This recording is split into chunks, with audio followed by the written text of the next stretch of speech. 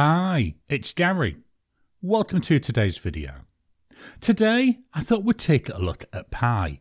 And no editing, Gary, I don't mean that type of pi. What I'm talking about is the mathematical constant pi, which it's a universal constant that represents the ratio of a circle's circumference, that's the distance around the outside, to its diameter, that's the distance from one side to the other passing through the centre. It works out to be approximately 3.14159. The earliest use of pi, of the letter and the symbol, to represent this, it's in 1706, and it was used by the Welsh mathematician William Jones. The name pi, he derived it from periphery, which is what circumference used to be referred to. The first letter of periphery, that's P, and in Greek, P is pi. So this is where periphery to pi comes from. Pi is found in many calculations for trigonometry, geometry, as well as things like cosmology, fractals, thermodynamics, mechanics, electromagnetism, number theory, and statistics. Whenever we talk about pi, the one thing we need to remember is we're actually only talking about an approximate value, because pi, it's a never-ending number. At the moment, computers, they've been able to calculate pi to 7 trillions of decimal places. And what's more impressive, there are no permanent repeating patterns in that. Pi, it's what's called an irrational number. Now this means that it can't be represented by a ratio of 2 integers. The simplest approximation that we have for pi is 22 divided by 7. Pi is also a transcendental number.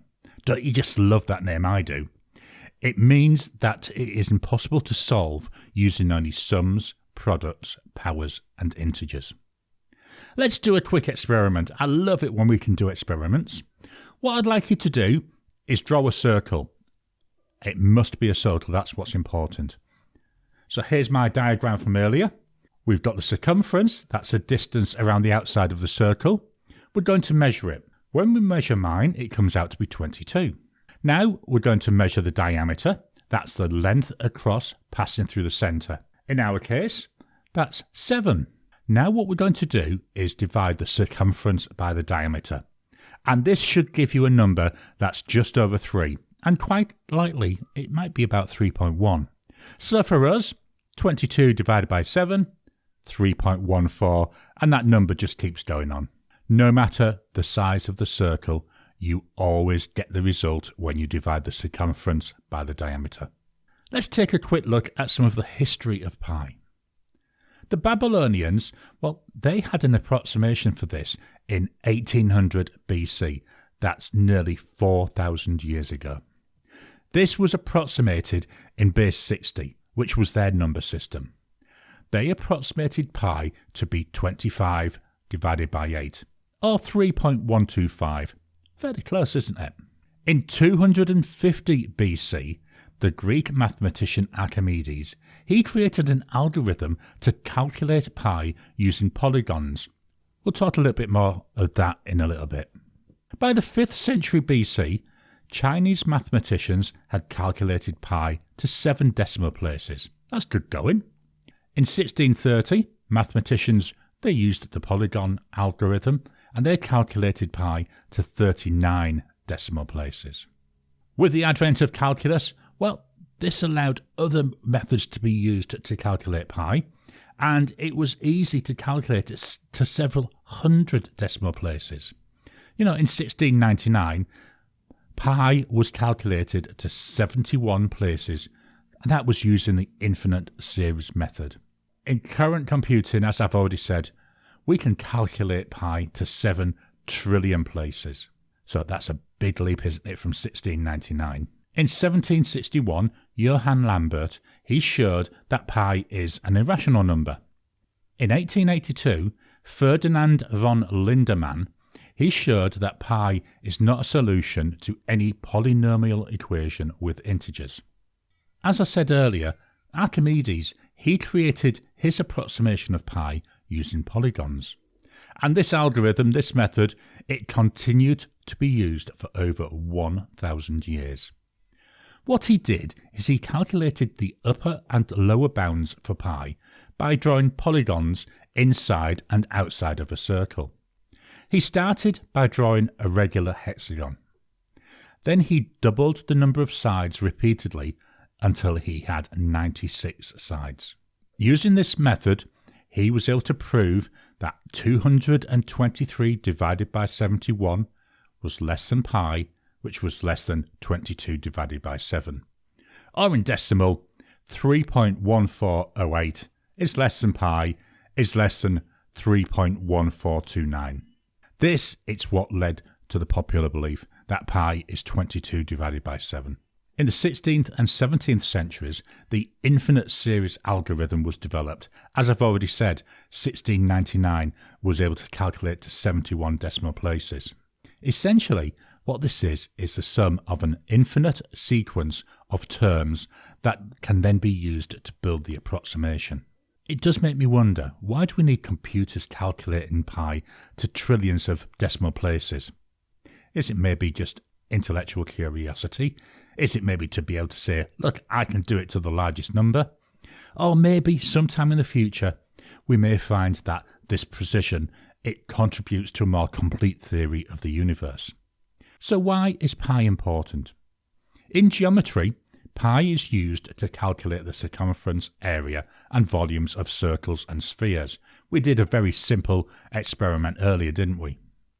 In trigonometry, it's used to calculate values of sine, cosine and tangent functions. Sine and cosines, they've got a period of 2 pi. It also plays a role in measuring angles in radians. A complete circle is 2 pi radians. In engineering, pi is used in the design of circular structures. Things like bridges, tunnels and roads, they've all got some circular feature somewhere, and pi is heavily used in that. In science, it's used in a variety of different fields, and they include physics, astronomy and cosmology. In cosmology, 39 digits of pi, they're enough to allow cosmologists to calculate the circumference of our universe to the precision of 1 atom. In technology, pi is used in a wide variety of different technologies, including things like GPS, for giving you your directions, and computer graphics. The image you're now watching on your screen, that's created using pi. Pi also appears in many different mathematical formulas and equations. Now for a fun side of pi. This comes from memorising the number. In 2015, the Guinness Book of Records recorded Rajveer Meena, I apologise if I've mispronounced that, he memorised and recited back pi to 70,000 decimal places.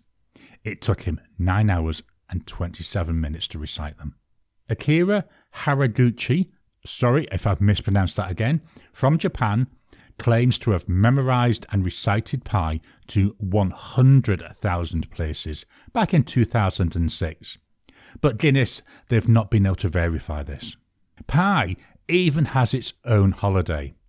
On the 14th of March each year, it's Pi Day. This is based on the American date format of 3 for March and then the first 2 decimal places being 14 for the day. Pi, it's one of the most well-known and used numbers currently known. It's used in ranges from theoretical right the way through to really practical and daily purposes. I'm releasing this video in early March. That's going to give you a chance. Go out and get your planning done for Pi Day coming up very soon. I hope you've enjoyed today's video. I think pi, it's something, certainly as we get into our later schooling, it's drummed into us. And when you dig into it, what seems like a really boring, it's just a funny letter, there's a lot of power behind it. There's a lot of things that it's used for. As I say, it's a number we can only approximate. It's not even a number. We can say, yes, this is it. As far as scientists know at the moment, it's never ending. It's infinite. But they've already calculated it several trillion places. Let's see how far it goes in the future. Have you any thoughts about pi? What are the sorts of things that you use in your daily life that rely on pi? Please drop a comment down below. Let's kickstart the conversation. Please hit the thumbs up button every time you like, every time you comment, just helps with the YouTube algorithm. If you haven't already, please subscribe to my channel so that you can get new videos as I release them.